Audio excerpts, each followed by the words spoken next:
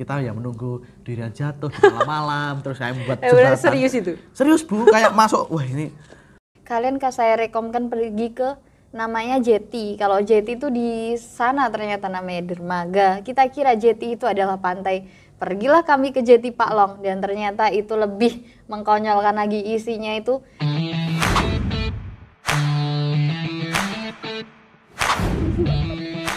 Bisa diceritakan kembali mengenai di sana, akulturasi budayanya di sana gimana? Dari bahasa, terus agamanya kan banyak dari mereka yang datang dari India, Pakistan, Cina itu kok bisa gitu. Tiba-tiba tinggal di sana, terus agamanya Islam lagi. Iya betul. Terkait itu ya Bu, saya ulangi lagi. Sebenarnya kalau kemarin menurut pernyataan dari Ustadz Fazil, salah satu ketua Yadim di sana, yakni kalau di Malaysia sendiri terkait dengan asalnya dari mana itu sebenarnya dibebaskan.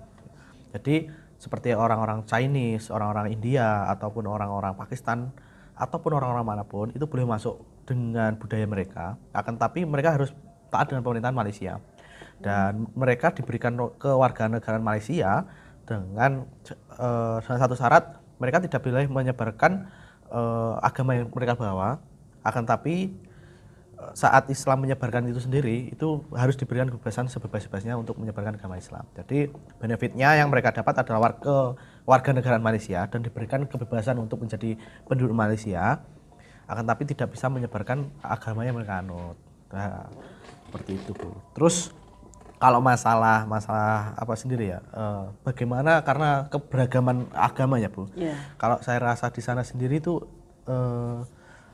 tingkat toleransinya sangat tinggi. Jadi walaupun di sana mayoritas adalah Chinese, tidak menutup kemungkinan ada agama Buddha yang dianut oleh Chinese juga, terus ada agama Hindu yang dianut oleh warga-warga dari etnis India dan Islam sendiri sebagai agama asli yang ada di Melayu. Jadi ya menurut saya di antara keberagaman agama tersebut tingkat toleransinya sangat tinggi seperti itu. tinggi. Termasuk juga makanan ya Bu, penempatan. Jadi dalam suatu area kompleks makanan itu juga terdiri dari banyak. Ada makanan Chinese itu berdekatan dengan makanan India, berdekatan dengan makanan Islam, dan kalau makanan Islam itu tentunya kalau kita mencari di sana itu yang pasti yang ada tulisannya halal gitu. Dan itu sangat sulit banget Bu. Kemarin tuh pernah setelah aku ke pasar Jelutong. Saya ke pasar Jelutong. Mencari itu loh Bu, makanan yang halal itu, ya halal Allah, food. cari mana itu nggak ada. Akhirnya itu menemukan apa kemarin, geprek apa? Geprek bensu. Geprek bensu. Berarti geprek bensu sampai sana. Bu. Sampai di sana itu, beli ini. Ternyata yang jual itu orang Indonesia juga. Alhamdulillahnya ada makanan halal. Dan kami itu, jan itu apa bahasa Indonesia Bu? Jadi ya betul. Jadi selama di sana itu, kami itu mencari makanan halal itu mulai sebelum maghrib Bu. Maghrib lebih itu tepatnya kalau halal tuh sebenarnya banyak, tapi yang cocok dengan perut kita dan selera kita susah, itu Bu. yang sulit karena makanan di sana kebanyakan kare. Terus karenya di sana itu lebih menonjol ke rempah-rempahnya Bu. Jadi ya mungkin belum bisa diterima oleh lidah kami, apalagi lidah Jawa ya Bu. Ya karenya yang sangat berasa, terus ditambah ada setiap, kalau di kita kan makanan teman makan kita itu kerupuk ya Bu. Kalau di sana itu cengkeh. Bukan, kuah sop. Oh ya kuah sop. Semua makanan itu harus ada kuahnya. Jadi nasi kandar pelita itu kalau di sini nasi kandar kalau di sini namanya nasi padang Bu. Bayangkan Ibu makan nasi padang, isinya ada seperti itu. Tuh ditambah dimasukin kuah sop itu tadi, terus dia langsung dimakan. Ayamnya gede. Terus kalau masalah porsi sebenarnya saya kemarin juga sambat sama Cikgu. Cikgu ini kalau nggak habis macam mana? Soalnya ini satu porsi makanan di sini Bu, ini bisa jadi 4 kali makan di Indonesia. Iya, geprek bensu aja jadi 2 kali makan. Terus kayak yang kenapa saya tadi bilang sambil ada harus sengkeh. Setiap rempah-rempah di sana itu pasti ada sengkehnya. Jadi makan itu harus hati-hati. Ini kayak nasi daging. Lemak. Kayak daging ternyata dimakan itu cengkeh. Berarti kayak laos. Kayak laos itu kerasa Bu, tapi cengkehnya kayak utuh-utuh. Makanya kemarin ketemu sama Ustadz Vita, makan di sini harus hati-hati loh. Kenapa Pak? Ada bomnya. Bom Bang. Makanya bingung. Saya cari apa? Ternyata cengkeh yang bentuknya bulat itu loh, butuhan itu. Waduh, ya ternyata bomnya ini gitu loh. Jadi kalau masalah makanan ya agak menyesuaikan kembali Bu. Kecocokan sama lidah orang-orang Indonesia khususnya di Jawa. Karena mungkin memang beda ya. Iya betul. Lalu dari segi bahasa, karena kan mereka datangnya dari berbagai negara. Bahasa mereka di sana tetap bahasa Melayu atau mereka membawa bahasa mereka masing-masing? Bahasa mereka tetap dibawa Bu. Sebagai mungkin kalau etnis Tionghoa nanti di sini apartemen di sini terus ini kayak plot-plot gitu Bu. Tapi bahasa yang mereka gunakan adalah bahasa Melayu. Jadi mereka harus bisa bahasa Melayu juga. Kalau di Indonesia kan ada bahasa Indonesia itu ada masuk di kurikulum. Betul. Lalu kalau di sana bahasa Melayu itu ada di kurikulum juga Bu. Ada di kurikulum juga. Jadi sama, memang wajib bisa bahasa Melayu. Iya. Betul. Anak-anaknya juga harus ini ya belajar Jawi. Ya Jawi itu Jawi. kayak kalau di sini namanya pegon Bu. Kalau di sini pegon kan bahasa Jawa. Gunung nanti goin Tapi wow, penulisan pegon tapi dengan bahasa Melayu. Pegon Arab, Iya Arab. Kalau di sini pegon Jawa gitu loh Bu, tapi sana kayak kitab kuning. Nggih kitab kuning iku utawi gitu. Tapi di sana pakai bahasa Melayu gitu.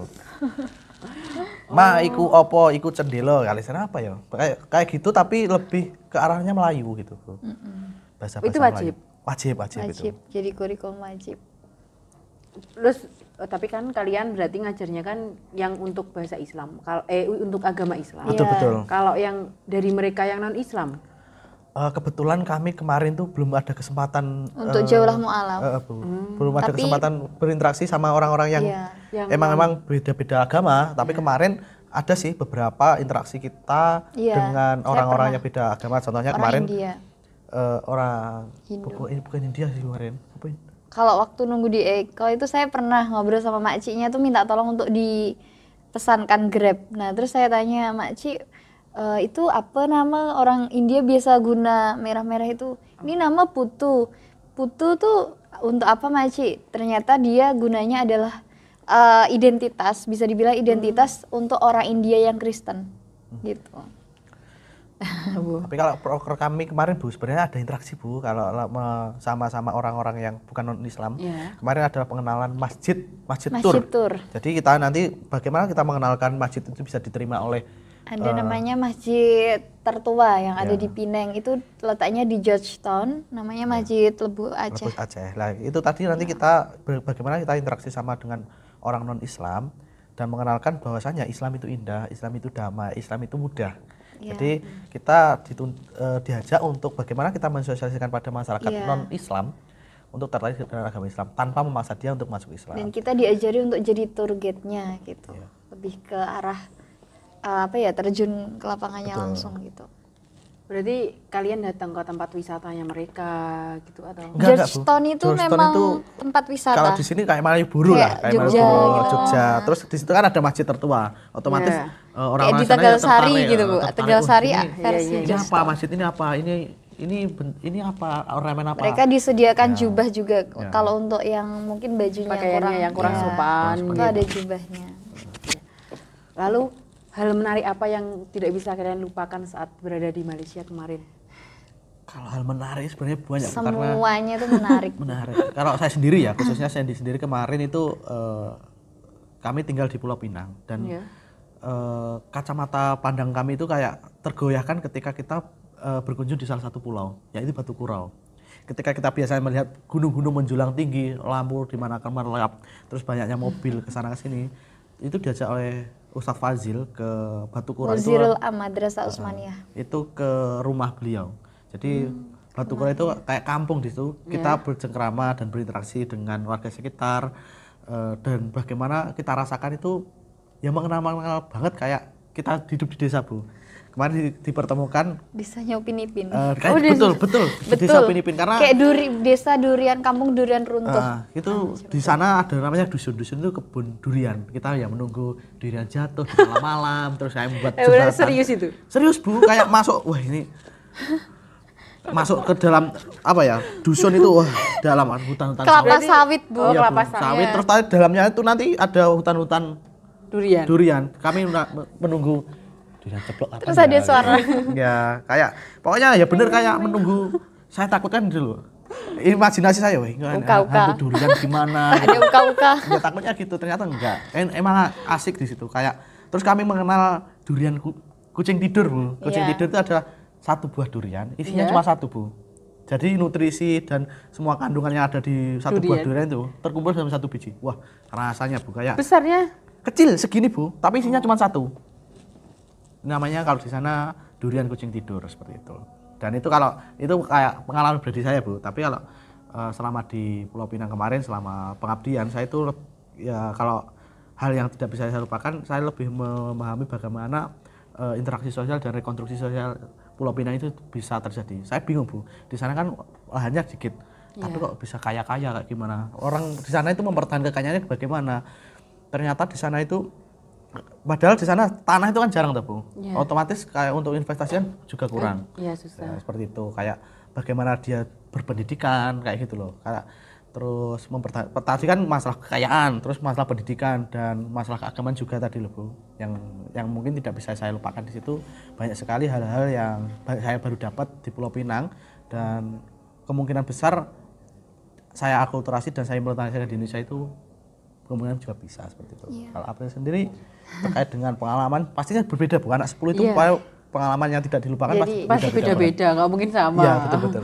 Kalau pengalaman saya itu adalah pertama kali ada dua sih, Bu. Jadi kalau yang pertama itu adalah pengalaman yang konyol. Iya. Kalau yang kedua nanti pengalaman yang nggak benar-benar terlupakan. Kalau yang konyol itu saya bersama dengan 3 teman saya lainnya, ada Mutia, ada Meli, sama Anissa. Itu kan hari ketiga setelah kami baru sampai di sana kan kosong, free gitu. Jadi kami bingung mau kemana ya, sayang banget kalau di kamar aja gitu. Akhirnya kita kepikiran untuk jadi kan ceweknya ada 8 orang ya, Bu ya. Yang 4 ini teman-teman udah ada gambaran kegiatan mereka mau ke tur mall. Oh, iya. Nah, kalau yang 4 orang ini kebanyakan kita suka sama yang berbau-bau alam. Nah, kita juga kangen kan, Bu, street food makanan Indonesia. Awalnya kita ketiklah di Google. Jadi mungkin untuk adik-adik semuanya jangan menjadikan Google itu adalah sebuah panutan atau acuan. Kita ketikkan, Bu, di Google itu street food di Pineng gitu. Muncullah pasar Jelutong. Nah, pasar Jelutong ini ternyata isinya semuanya Chinese. Terus juga gimana ya, Bu ya? Untuk mencari makanan halal food tuh sulit. Terus juga akhirnya kok kayak gini ya, guys. Terus kita mau kemana? Akhirnya kita tanyalah ke makcik. Ternyata makcik yang jualan yang tempat kita beli itu kebetulan Indonesia. Makciknya bilang, kalian saya rekomkan pergi ke namanya Jeti. Kalau Jeti itu di sana ternyata namanya dermaga. Kita kira Jeti itu adalah pantai. Pergilah kami ke Jeti Pak Long dan ternyata itu lebih mengkonyolkan lagi, isinya itu orang mancing doang. Jadi ketika kita di sana, loh kok seperti ini nih, isinya orang mancing, terus tempat penangkapan ikan. Jadi kayak kita di sana, ya Allah guys, ini udah jauh-jauh effort banget ternyata kok malah pergi ke tempat mancing gitu. Itu sudah kamu lingkari sebagai harnasting. Bisa loh dilingkari tanggal berapa itu di sini ditetapkan sebagai harnasting. Hari Nasional Mancing. Oh, kirain hari naas mah. Ya itu untuk pengalaman yang konyol itu. Cuma apapun itu gambarnya tetap bagus, Bu, karena kita mengabadikan gambar momen. Kalau yang kedua ini yang paling tidak terlupakan adalah kita dalam 1 hari itu kita tur menggunakan 4 kendaraan. Ini udah besoknya kami pulang, H-1 pulang kami tur. Bersepuluh bersama dengan Cikgu Hani, itu adalah beliau pembimbing kami selama kami di sana, dan satu lagi adalah Kak Ina. Kak Ina ini beliau penggantinya ibu-ibu untuk para wanita-wanita yang tinggal di Taski, untuk kami berdelapan. Nah, Kak Ina ini sangat sayang sekali dengan kami. Jadi beliau berdua mengantarkan kami pergi ke namanya Padang Besar. Padang Besar itu sebenarnya kalau di sini adalah apa yang di Jakarta itu, Bu, namanya? Yang murah-murah kalau beli, ya Allah lupa namanya. Tanah Abang. Tanah Abang versi Pineng. Tapi bedanya Padang Besar ini dia perbatasan antara Thailand sama Malaysia. Gitu. Nah, bisa dikatakan kemarin kami juga tur ke Thailand walaupun hanya 1 meter. Hanya berbatasan pagar. Nah, terus di situ pertama kami kan naik van, kereta van. Kemudian yang kedua kami naik kereta dari stasiun Butterworth kemudian sampai ke Padang Besar itu. Dan tak sampai situ juga kami ditanya ini cukup atau enggak.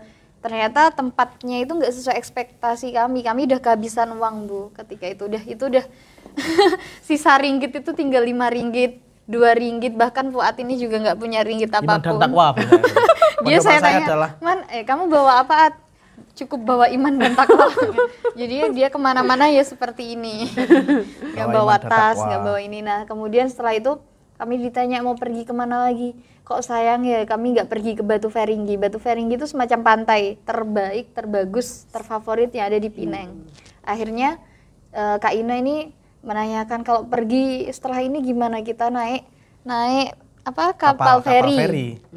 Nah jadi di sana itu setelah di stasiun itu langsung ada kapal feri. Nah kami naik kapal feri cuma sekitar 10 sampai 15 menit. Habis naik kapal feri kami naik bis rapid Pineng. Nah ini pengalaman yang paling tidak terlupakan itu. Bus Rapid Pineng ini adalah bus yang paling ugal-ugalan Bu. Jadi di sana kami bertaruhkan nyawa itu sambil, kan di sana itu orang pulang kerja itu banyak. Jadi orang yang nggak kedapatan tempat kan berdiri Bu. Wah itu sangat sesak, itu sangat padat, ugal-ugalan, Masya Allah banget. Dan akhirnya sampailah ke destinasi yang kita tuju, yaitu Batu Feringgi. Jadi pengalaman yang tak terlupakan yaitu tadi hari H-1 sebelum kami pulang. Iya. Tapi setelah ini tuh Bu ya, saya baru keingat kemarin dalam pengabdian kami juga ada pengembaraan intelektual Bu. Jadi kemarin kita juga sempat ada ruang untuk berdiskusi dan juga berdialektika dengan mahasiswa USM, khususnya di ISDEF. Ya, itu adalah salah satu menurut saya pengalaman intelektual yang nggak pernah terlupakan. Jadi kita di sana diajarkan diskusi dari pola pendidikannya itu seperti apa di sana. Kita juga walaupun itu tidak bisa menjadikan sampel yang valid ya Bu, setidaknya kami sudah bisa merasakan oh ternyata pola pendidikannya di Malaysia itu seperti ini. Ya, bedanya Bu yang saya rasakan ya. Mungkin tidak sama dirasakan oleh teman-teman atau boleh berbeda dengan teman-teman yang saya rasakan sendiri. Saya sempat diskusi dengan Dr. Sahriza dalam sana dalam satu kajian. Nah, ternyata yang menurut saya ada nilai plusnya dari Malaysia sendiri yang membedakan dengan Indonesia adalah pola pendidikan atau sistem pendidikan di sana adalah pendidikannya pemikiran-pemikirannya ketika ilmu itu diibaratkan sebuah pohon, jadi akar-akar pemikiran itu adalah pemikiran Islam, sedangkan ranting-rantingnya adalah teori-teori Barat. Jadi kemarin saya sempat menanyakan pertanyaan menggunakan teori-teori Barat seperti yang norma yang Indonesia pelajari itu Bu. Nah ternyata agak menjadi apa ya perbedaan pendapat lah. Ya, sudut pandangnya kan sudut pandangnya beda. Ternyata saya setelah telusuri lebih dalam, masyarakat di sana itu tidak anti Barat, akan tapi akar-akarnya diganti. Seumpama kita menyikapi hal ini, kita menggunakan teori-teori Islam dulu. Contoh kalau dalam filsafat mereka ada beberapa tokoh-tokoh Islam itu digunakan dulu. Setelah itu sebagai bahan rujukan atau penguat teori tersebut, kita menggunakan teori-teori Barat seperti itu. Jadi ya agak berbeda sedikit lah terkait dengan pola pendidikan di sana. Soalnya saya akui untuk nilai-nilai keislaman sana itu lebih kental sekali dibandingkan di sini. Ya, sebenarnya kan di sini juga banyak Bu Islam yang lebih kental, akan tapi kan di sini juga banyak loh aliran-aliran, mungkin aliran dari ormas ini punya ciri khas dan karakternya masing-masing dan itu semuanya betul. Akan tapi kalau di Malaysia sendiri kayaknya hampir sama semua gitu loh. Lalu yang terakhir nih, tips triknya buat adik-adik yang ingin ikut biar lolos itu apa? Ya, banyak versi nih Bu sebenarnya Bu kalau untuk biar trik dan lolos dan untuk yang mau ikut mungkin ICSP melanjutkan perjuangan kita untuk pergi ke Pineng, ini versi saya dulu ya. Ya, silakan ya. Yang pertama adalah dari sekarang itu kita harus mengupgrade diri. Kalian harus memperbanyak. Pokoknya kalau ada perlombaan ataupun karya tulis atau apa itu kita kalian harus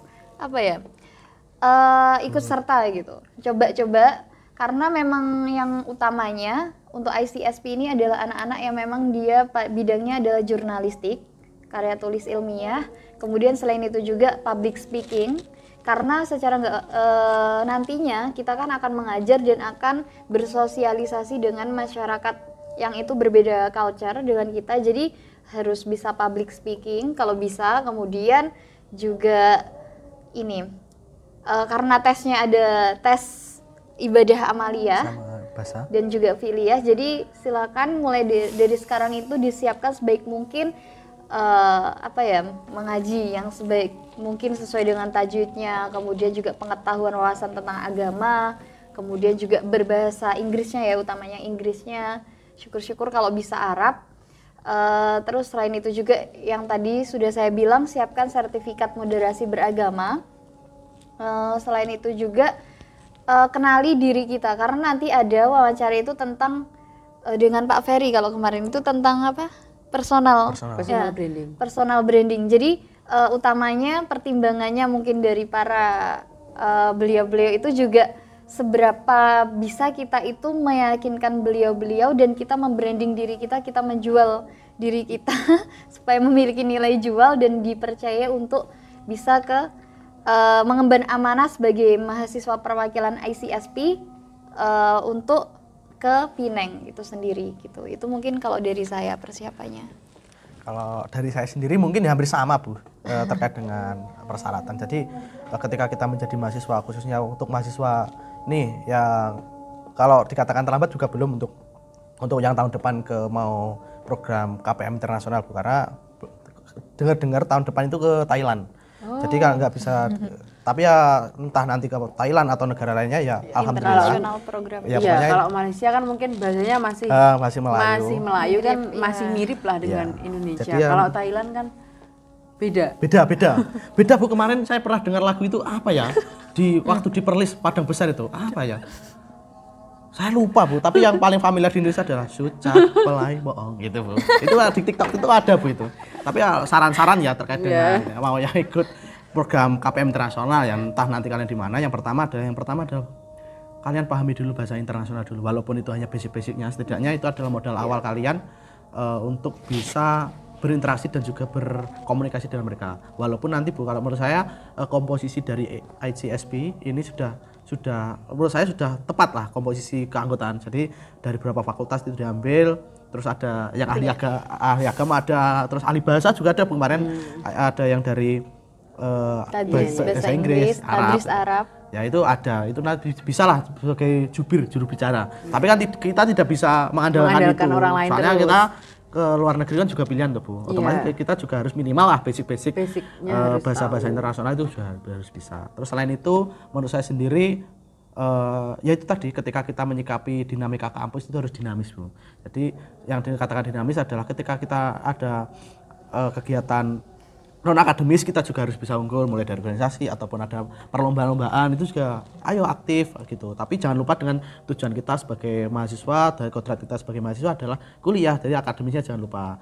Nah, maka dari itu menurut saya ya yang tepat adalah bukan salah satu diunggulkan, tapi di antara keduanya disimbangkan sehingga bisa menemukan dinamika atau dunia perkuliahan yang menurut saya dinamis seperti itu. Jadi kesempatan ini, privilege ini tolonglah untuk para mahasiswa, ayo kita manfaatkan sebaik-baiknya. Jadi untuk kalian yang masih mungkin penonton nanti dari maba yang baru masuk, bisalah dipersiapkan diri mulai untuk dari sekarang, bisa menyepen waktu-waktunya untuk saya ingin ikut ini gitu. Untuk mahasiswa yang tahun depan mungkin ikut KPM itu bisalah sisa waktu yang mungkin sedikit ini bisalah dimaksimalkan dalam hal tersebut. Dan menurut saya sendiri ini adalah yang terakhir, ini yang paling penting Bu. Ini adalah ilmu legowo. Kenapa itu? Ketika kita punya impian ya, kita mengarahkan hidup kita mempunyai goals ya, itu sebenarnya salah satu bentuk bagus atau acuan kita untuk bisa menjaga semangat api. Ketika kita memiliki goal, wah saya ingin KPM internasional, hal yang bisa saya lakukan adalah belajar ini itu. Nah, ketika itu adalah dengan sikap manusia yang volatil, munggah medun Bu semangatnya. Goals itu bisa memacu semangat kita untuk selalu bisa, oh saya punya tujuan ini. Nah, ketika tujuan awal kita tidak sesuai dengan konsep awal kita, otomatis ilmu legowo ini sangat membantu. Setidaknya ketika kita berhasil bisa mengikuti program yang kita inginkan, kita ya goals kita tercapai. Tapi ketika goals kita tidak tercapai, setidaknya value kita sudah lebih baik daripada yang sebelumnya. Kalau dikatakan kan ini seleksi tuh Bu, jadi tidak semuanya nanti bisa ikut. Tidak ada, menurut saya sendiri ya, ketika kita tidak terpilih itu bukan kok kita itu tidak bisa atau tidak tidak mampu. Sebenarnya kita sudah mampu, kita itu sudah menang. Menangnya adalah melawan keraguan pada diri kita sendiri seperti itu.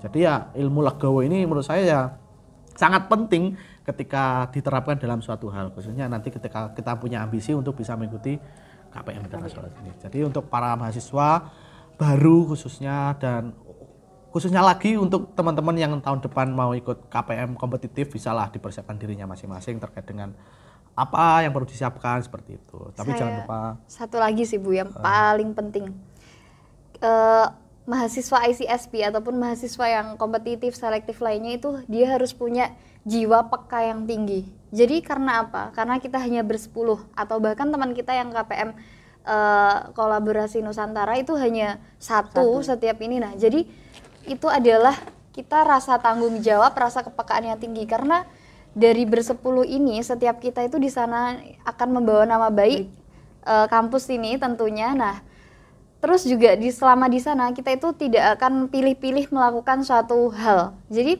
mau nggak mau teman-teman yang nantinya akan ingin menjadi ICSP itu dia harus memiliki jiwa kepekaan yang tinggi, kesadaran yang tinggi, tanpa intinya mindsetnya itu jangan berpikir kalau ICSP di sana kita jalan-jalan, kita healing, kita liburan, walaupun di sana bonusnya banyak mall, banyak tempat wisata, memang itu bonus. Tapi yang utamanya adalah ingat, kita di sana mengabdikan diri, kita di sana tidak boleh memilih apa yang harus kita lakukan, tapi lakuin semuanya yang terbaik.